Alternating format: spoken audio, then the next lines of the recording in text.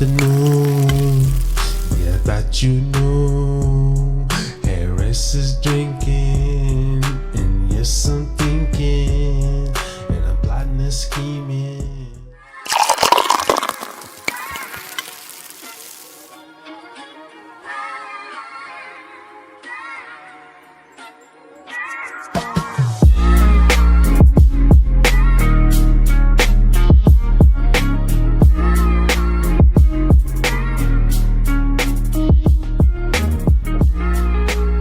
All right. Welcome. Harry's drinking again to the Harris is Drinking Again podcast. I'm your host, Harry Too Scary. Tonight, man, we had a special guest in the house, an artist, a man, an entertainer. From what I know about your music, a father. Yes, sir. And this man here, he goes by the name Xander Rage. 1 second here, fucking around. That's why I like to do these edits and shit. He goes by the name of Xander Rage. Yes, sir. Yes, sir. Yes, And sir. man, this was put a little music in the background. Thank you for everybody tuning in. This was done, made way through SA Habit. Yes, sir. From Silver State Familia, man. One of our homeboys, apparently. And Yes, and he kind of reached out to him. Hey, man, you got any other artists and stuff like that can, want to do something? And you were the first person that he shouted out, man. So. Hell yeah, that's what's up. Hey, shout out to SA Habit for that, bro. I appreciate it. Yeah, absolutely, man. Shout out to SA Habit, man. Silver State Familia. You guys over here, man, with the water. He was drinking water too. Over here on the homemade old fashioned. Lagging 1 sec. But yes, sir, man. So are you in Texas currently or Yes, sir. Chuco Town to be exact, bro. Tuco Town? What was that? Chuco Town to be exact. City, baby. Okay. 915. So I've never been to Texas. It's definitely a state, man, I want to go to. Just knowing the vibe and the people that I've met from Texas, I could definitely get down with the Texas living. What part of Texas are you from? For the people that don't know. West Texas. We're that little dot all the way to the west. You know what I mean? Border city. We're a little border city right next to Juarez and shit. For those that don't know, I realize most people do know. As soon as they hear El Paso, they're like, "Oh shit, you go to Juarez and blah." Yeah, West Texas. We're that little star right there on the motherfucking edge. Okay. West Texas, Juarez. Yeah, man. That's a crazy little border town. I don't know what goes down over there. It's good, man. Like, it's like any other place, you know what I'm saying? You just gotta move with precaution. Yeah. Absolutely. Now, have you been out there all your life? Or most of your life? Most of my life. And then when I was 13, I left to city, bro. And then that's when I met a whole new world. I was always in tune with West Coast music, but because out here in El Paso, they got all that old school West Coast type vibes. You know what I mean? Up to this day, even in the radio, they still play Tupac and Too Deep and shit like that. So I grew up on that, and then I moved to Salt Lake for 9 years. Went to school over there, my little stomping ground. I was there for 9 years. Then I came back over here for another 4, and then I went back, and then I'm back over here now. So I've been back and forth with that. Okay, but familiar with Salt Lake and did you ever? You probably went to Wendover then and shit, all that. Did you ever go to Wendover? And yeah, is that? Believe I'm not too familiar. I've been to Elko and shit like that. Thanks to the homie Habit and shit. But yeah, we used to go party in Wendover and shit. We used to go when we met Habit out at I met Habit through Cognac King. That was one of the homies in Salt Lake. And then we ended up going to Wendover and chilling at that little, that little strip joint they had out there, and we used to kick it and do all kinds of exposure. Yeah. Many of wonderful nights at the Southern. Yeah, yes. Habit was always a great accommodator when we was out there, man, because that's his stomping grounds. Yes, sir. Sure. Now, roughly, what age, man, did you start getting into music? Were you always musically inclined as a kid, and then fell into the hip hop later in life? What was your story? I've always, I grew up with different music, as far as being, Mexican roots and shit. I grew up on all your Vicente Fernandez and all that. But then I had my brother who introduced me to some of that old school rap stuff like Scarface, Pac, Too Short, Ghetto Boys, into the Gangstar, all the old school stuff and all that. But when West Side Connection dropped that first album, it was 98, I believe. And that shit start rapping. Cause I used to listen to Kid Frost and all kinds of stuff like that. And I used to remember lyrics. I was good at lyrics. So I used to be like word for word on every song. You feel me? And then one day when I heard that West Side Connection, I was like, shit, man, I'm gonna try to start like freestyling and doing little things like that. And so that's when I got really into it. And then shit, from there, bro, we started a little group back in the day, me and my cousins. It was called the 915 Killers. Okay. Me and my cousin Venom.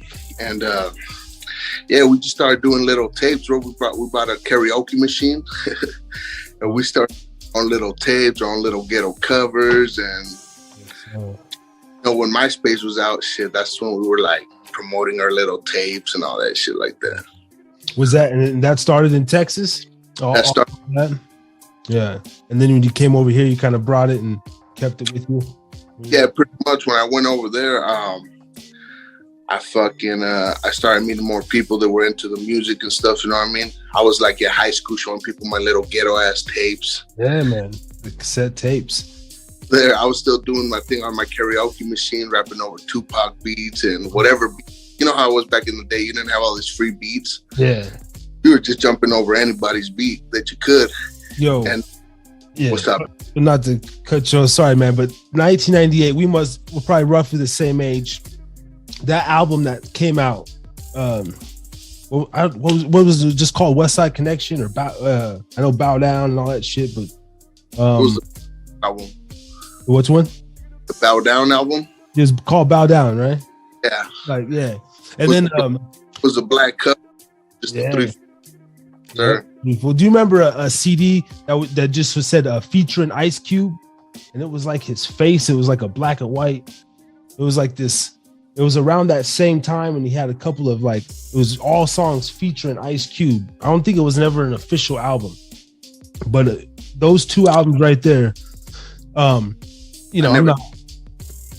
not gang affiliated or none of that stuff. I've been down my like everybody else, little dumb little stuff. But in 6th grade, bro, Ice Cube, Dub C, Mac 10. I was living in Wells, Nevada. This is how stupid we were. It's Wells. There's nothing. There's absolutely there's no gang life or nothing. But we swear to God, we didn't want to be Southsiders or whatever. And we didn't even know about the actual South Side, North Side, Norteño shit. Right. But we were calling ourselves Northsiders because back then it was like East, West, and we were wearing like black rags in 6th grade, bro. I swear to God, it was like, yo, if there was ever an album in a moment in time, and when Master P put out the Ghetto Dope, yo, as a young man, bro, that shit brainwashes you, bro. And I think that's what we have going on now with a lot of this drill rap and these these Chirac goons and all these kids that are just running around murking each other, bro. Because I remember how influenced I was back then, bro. And there was like that small, window where that music was really like, yo, like I thought I was the hardest motherfucker in 6th grade. That's what it was, especially that, like you said, that Master P, that dope. That's That's what it was, right? Dope. Or what was it called? That's the one you're talking about, right? The one that Ghetto D. Mm. Ghetto Dope. Yeah. Yeah, that shit. That was an album that had everybody like. That was something new to us. Yeah. Something different from the West Coast stuff. Yeah, absolutely. But yeah, definitely, bro. And I mean, I tapped into everything when I was little, bro. Like I used to listen to everything. So some people nowadays might be like, "Oh, you were listening to that," aside from whatever you were affiliated with. It was like, but yeah, bro. Pretty much that's when it started, '98. And then when I went to Salt Lake, like I said, I started meeting people that were doing music, and it's crazy because I've always met such talented people on the other side, if you know what I mean, as far as politics. Like I met my homie Smiley in school, and he was like, "Man, you be rapping too?" And so we kind of clicked up and started doing little things on my karaoke, and then. Come to find out, homeboy had a grandpa who used to be in an 80s band. So they had like a whole studio set up, and he took me up to a Draper, to his grandpa's house and shit, showed me the setup, let me do some freestyles like on a real studio, dog. I was like, I was feeling like I was on top of the world, you know. I'm like, oh, I'm a real artist. I remember the drive home, I'm like bumping my little shitty freestyle, like, oh man, this is dope. I'm on a CD and shit. Right.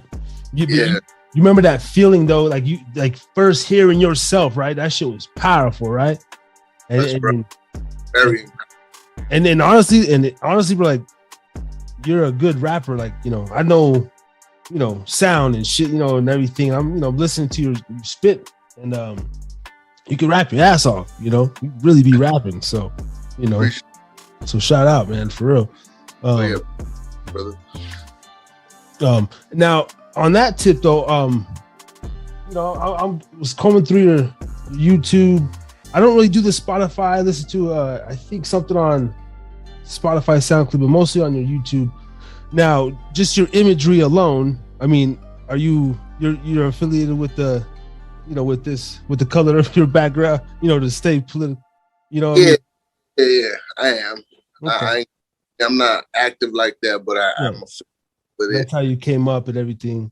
Yeah. Pretty much, y'all. Yeah. You know what I mean? And besides the politics, that's just always been my favorite color. Yeah. You know, I'm I'm an Aries. Uh-huh. As an Aries, that is my color. Red is. So aside from the politics, yeah, but I've been met a lot of people. Like I have homies on, they're South Siders. I got homies that are East Side Brown Rags. I got homies that are Crips. Like I was signed to Mo Cheddar for a while. Mo Cheddar's he's a Crip homie and shit. And what I liked about Mo Cheddar is every artist he has on there, everybody's affiliated to something different. Mm-hmm. Everybody put the bullshit aside to make good music. You feel me? Yeah. So, focus yeah, on that green color. Huh? Yes, sir. That's what it's about, bro. At the end of the day, and outpower us, bro. I've always said if all gangsters put the politics aside and we go back to what the gang shit was really about originally, which was protecting your community. If we all came together, just imagine how we could overpower the government, bro. Tupac said it. Tupac was teaching us this, but a lot of people didn't grasp the knowledge. They thought it was just music. Yeah, speak that shit. Yeah. Word. So I mean, when I got a chance to work with Habit, I literally didn't give a shit what the homeboys thought of me working with someone from the other side. I really didn't care, bro, because at the end of the day, I'm my own man. You know what I mean?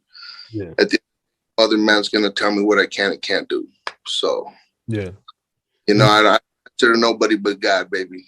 Yeah, that's what's up. That's what's up. I mean, you know, I think so, and that's one thing. Of course, not been there, whatever. But from an outsider looking in, a civilian, you know, if you could say, you know, but you know, I ain't gonna call the police. I don't know weak shit, but anyway, you know what I mean. As an outsider looking in, and even through the music, to me, you know, like the Wet Man Cali, bro, is like very segregated. The Browns versus the Blacks and the whole beef and everything, especially in the, you know, penal system, whatever.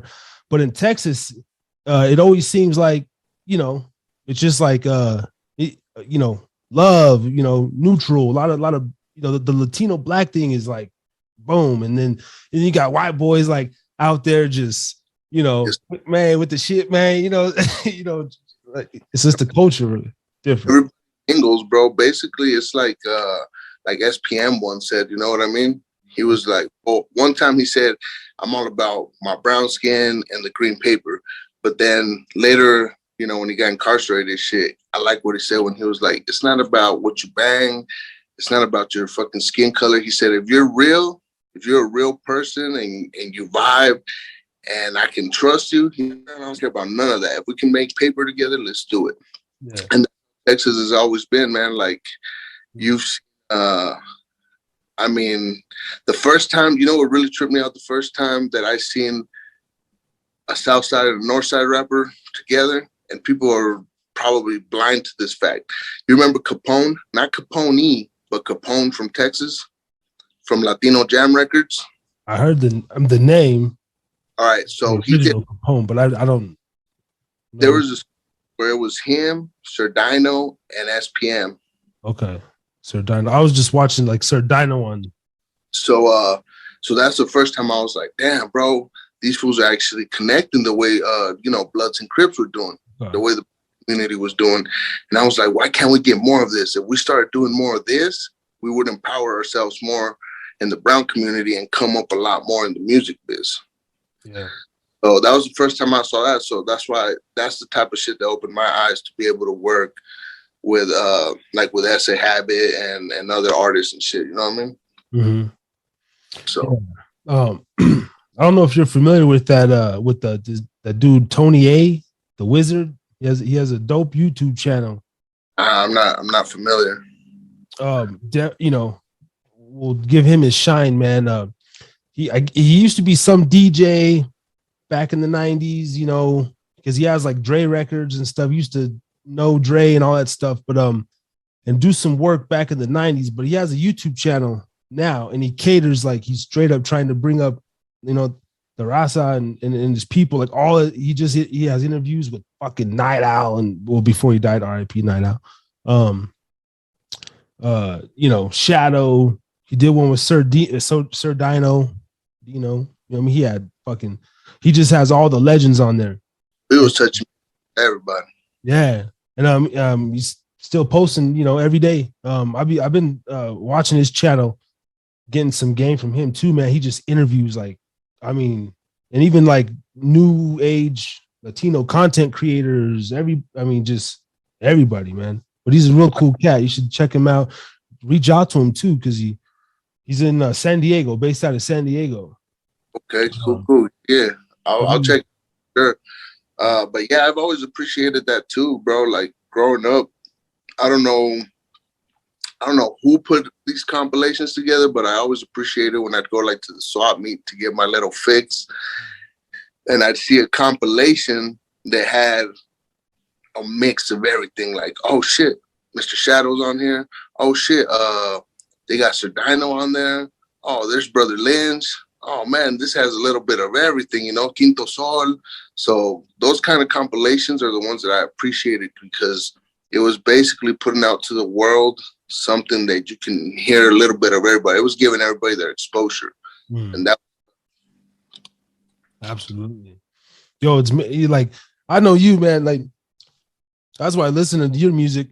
And then, if, you know, no one having stuff, man, you're naming all the real Lynch and like, all, you know, I'm a huge Tech Nine guy.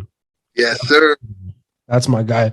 You know, I do want to do this. I do want to have a segment about SPM, man, because the motherfuckers, you know, a chomo, you know, that's what he's in there for and all that stuff. And he still gets a lot of heat, and I might be able to still pull some views from him. And I get in debates with people about this all the time, man. Yo, I don't know none of that shit, bro. Fuck all that shit. I can't help that I grew up with SPM. He's in my top 5. So, no matter what, like I still fuck with SP. Here's my thing. I got so here's my thing. Who are we to know what really happened? You feel me? Yeah. You know what I mean? Because money and greed. Money and greed. Go ahead. Money and greed are fucking. I'll make anybody say anything about you when they don't want to see you at a certain spot, or if you're sleeping with your homie's wife and she don't want you to say something, and then you go and you're a real nigga and you go tell your dude like, yo, I fucked up this and that. That bitch will do anything to bring you down. And remember what they say, women, bro. Like when women are mad, bro, they'll do shit that we won't do. You feel me? Not to speak bad on women because I know we're like on the women score, man. They women's that, but I'm just saying. They'll even tell you shit. My mother's told me like, man, when women are mad, you better watch out because we'll do great shit than dudes will, and it's true. So I mean, I'm not one to say because why would Baby Bash come out and defend the cat? You know what I mean? Yeah. In the courts, they even said homegirl got mad when she didn't get money out of it. Yeah, makes sense. But I wasn't there. I don't know what really happened. But like you're saying. SPM to me, I don't care what anybody says. He's a legend. He's one of the best wordplay artists. If I had to compare SPM with an artist that has a good wordplay, I would compare him to like Lil Wayne, bro. Just the way they wordplay certain shit. And his motherfucking rhythm. Like when that fool's so smooth. Like he wasn't a tongue twisting spitter or nothing, but the rhythm, the way he put the words together, you'd be like, oh man, you hear something, you'd be like, holy shit, that was so fucking you know what I mean? Yeah, my nigga Chief hitting harder than the bat to get your starter. I've been a South Parker since Welcome Back Carter. Charter to the plane, charger to the game. Then he calling out the rain. Like I got so many SP verses in my head. I'm sorry. I still fucking listen to R. Kelly. TP2.com is it. I was like 13 when that shit came out, bro. You can't get me to not fuck with R. Kelly. I don't understand. Look, music is entertainment. This is why I always tell people don't get real life fucked up with the entertainment. You know what I mean? Because like, and I'm glad we're touching the subject because like R. Kelly, that's how I tell people. I'm like, okay, so now you women are mad at him, dudes are mad at him, but you guys knew what he was doing. He was coming out on Montel Jordan interviews with Aaliyah. He was married to her and she was only like 14 or 16. Nobody questioned it then, but now we want to fuss and cry about it. Yeah. We saw it. We knew what it was. You know what I'm saying? Straight up. It's like go down this rabbit hole and make people really question a lot of things because it's like, look, bro, those albums were awesome. He was a great singer. You can't take that from him. How many babies did you make off of R. Kelly? You feel me? You know you was on that 12 play. Don't lie. Yeah, you know you can't. But I hate to try to make it be like, oh, you listen to that guy, so you must be like, really, bro. Support. I'm not of cancel culture. I don't know what that bullshit is. That's some new age dumb shit. Exactly. And in my book, man, the darkness of man is like, to me, I just assume everybody's doing some kind of fucked up shit. And, it's just like, not on no crazy foul shit, but you know what I'm saying? Like, I'm not surprised when the stories breaks out tomorrow. Like, just because so-and-so has had an illustrious career, man, the media, you're like nowadays you're one tweet or one thumbnail away of being labeled something. And, what did Tupac say? The media be crucifying brothers daily. Yeah. Yes, sir. You got so much media, bro. It's like, and you can't be outspoken. Like you can't say just whatever you want. I mean, I still do. I don't care because it's like you always got to express what you want to say because there's always going to be a platform that you can speak on, bro. They can't cancel you if you don't give a fuck. If you're signed to a big label and you're doing all this Illuminati shit, well then, yeah, you're going to get canceled because you got to follow your masters. Right. So when you end it and you run with God and do your own shit, ain't nobody going to cancel nothing. Yeah. Real talk. The real recognize real. And now, let me talk on this subject. And I piss people off with this one, so let's do it. 6ix9ine. Everybody was loving the kid. oh man, he's got IG going. Man, this kid is so hot. Man, lyrics were whack. I mean, it had a hot vibe. His music has a hot vibe. I don't care who tries to tell me otherwise. His music is hot. The guy knew how to make some hot music that was catchy. But at the end of the day, all of a sudden, when all that went down, it's like when I first saw him, I was like, this guy ain't no real blood. This guy's not really doing that. He's paying these cats. This is protection. This is an entourage. He's doing what MC Hammer did back in the day, just paying people to be around him. That's all he was doing. If you really took him serious on the gang shit, that was your bad. You brought him to the bullshit. You feel me? Because I knew right away. I was like, really, bro? Rainbow hair color and you over here? No, you're not. You're not that. But it's a new style. Nowadays, it's kind of like you got to do what you got to do for fame. I mean, I've seen even TikTokers that I'm like, really? Damn, they went to that extreme just to get views? But that's what it is. Everybody wants a little piece of the cake. Everybody wants a little fame, so they'll do whatever to get it. The kid found a way to get it. The kid found a way to get out there. So he snitched. But then again, was he really going to lose all these millions just to please a bunch of dudes? Yeah. So, but with the whole 6ix9ine thing, I mean, well, the whole thing with him though, do you support snitching or like, you know what I'm saying? Like people like, I don't. But you're saying like you the situation was in is what I'm trying to tell people. Like you got to understand. It's like this. Look, T.I. went through a situation where they called him a snitch.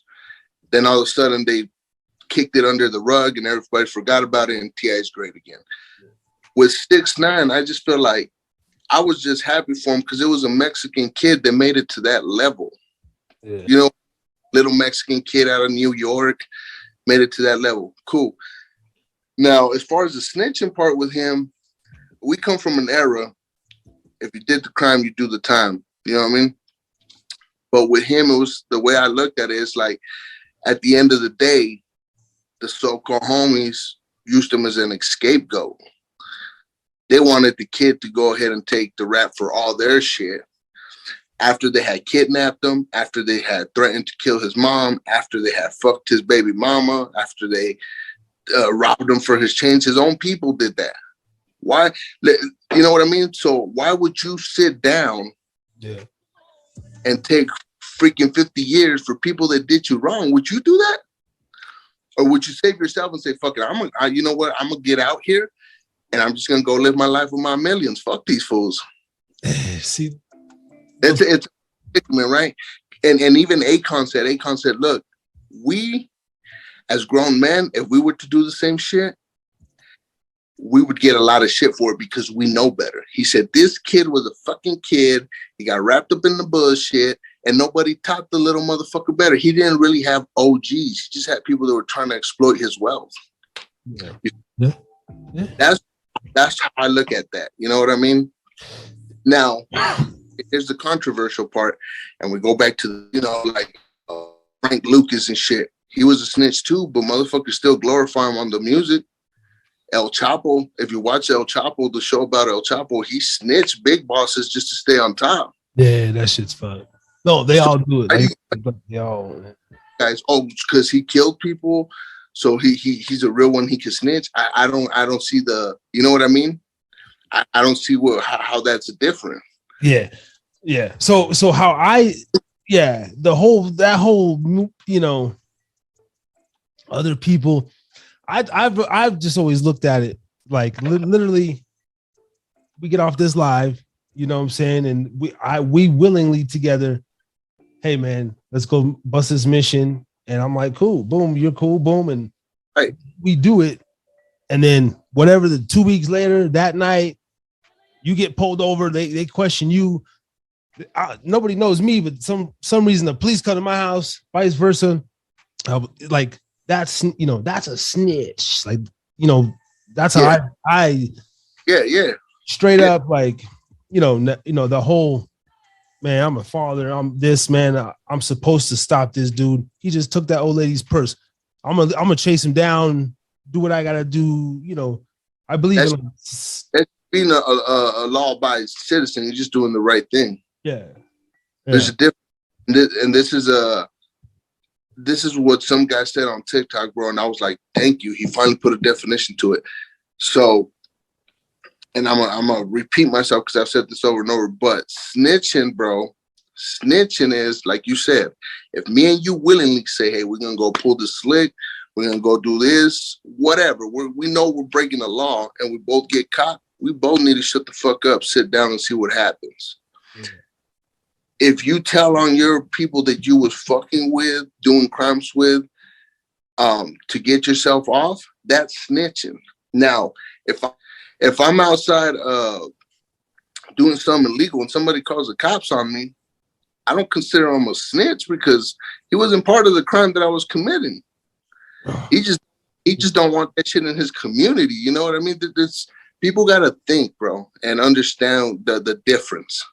Because so what? So you're just gonna let any fucking crime that you see go on, any wrongdoing? So someone's raping a chick, you're just gonna be like, oh, I can't say shit. Oh hell no. Yeah. That's where we cut it off. All that shit. But that's what I mean. And then so like how you were talking about how people in the music separate. So we've all seen Straight Outta Compton, right?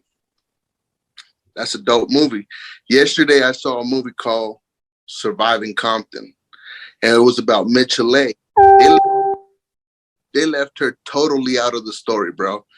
And it shows on this movie, Surviving Compton, the shit she went through with Dre, the shit she went through with Suge. Dre used to beat her ass, bro, like a grown-ass man. You know what I mean? But like you said, at the end of the day, people are going to be like, but Dre's iconic and he's a great producer. Yeah, but he was a woman beater. You cool with that? You feel me? Yeah. So it just depends on it. Just depends what people want to accept and don't want to accept, bro. Yeah. And I feel like people are too fucking one-sided nowadays. If it doesn't fit their narrative, they don't want to run with it. And everybody speaks about keep it real and facts, but then when you hit them with the facts, they're like, oh, that was harsh. That was too real. So what do you want? You want me to sugarcoat shit or you want me to give it to you raw? I can't do both. Yeah. You feel me? Yeah. Yeah, I hate the PC world that we've. Oh yeah, bro. And it's like real motherfuckers sitting back like, how do we even get into this? I think a lot of people are, to where it's like, I think I would never, if I was a so-called celebrity or, these people who make these public apologies, but there's still people in the world that believe that that's a sincere apology when it's like, we already know these politicians have these big speeches, these campaigns, like this is rehearsed. Well, the people in this region have let's hit them with this tone and this speech. And then we're going to go up here and hit these people and affect them different. And it's all it's all a facade. The whole rile up, man, that's why motherfuckers like ourselves, and with your music and I could tell just through your music and everything, like you're one of them cats that wouldn't, quote unquote sell out, or at least, with I like to be me and I like to say what I want to say. And if a label's trying to change my image or try to tell me I have to make certain kind of music, I don't want it. Mm-hmm. I'll lose out on the money if I have to. I don't want it. Yeah. I have to change me to give something else they want. If I got to become some kind of product, I'm good. I don't want it. Right. Take that. Yeah. Leave that. So I wanted to ask you too, man. And I just sent you a link for Melon. I don't know if you have to download anything. If you want to head into a live, man, we could, you know what I'm saying? Boom. Let me see. Hit the viewers up. Because I'm pretty much ready to go over there. It should be an easy ass switch. You might be able to do it. Even just click a link or what? Do a little outro for this video. Thank you, ladies and gentlemen, for tuning in to this wonderful interview. We got more coming. Stay tuned with the man Xander Rage here on the Harry's Drinking Again, live all the way from the Decas. I'm working on my Spanish. Thank you for the brother tapping in. Salute, man. You have a good night. We're tapping out on the Zoom, and I'm gonna hit you right here on the melon, man. Yes, sir. All right, Xander Rage, everyone.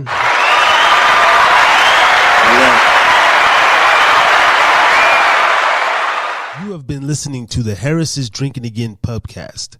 For more, go to YouTube, type in @HideaPubcast.